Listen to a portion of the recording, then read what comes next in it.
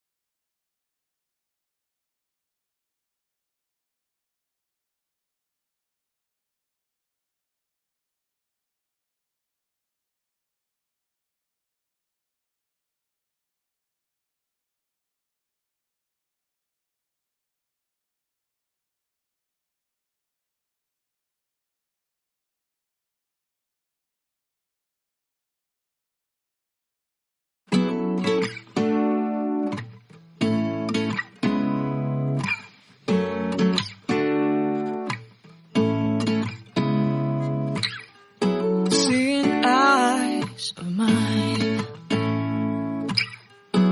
what do you feel beside? I don't know where we're gonna fly like you did sometimes. Seeing eyes of mine, love, love, love, I wanna be strong, strong. We're doing wrong, wrong, wrong, but I'll try to fix it.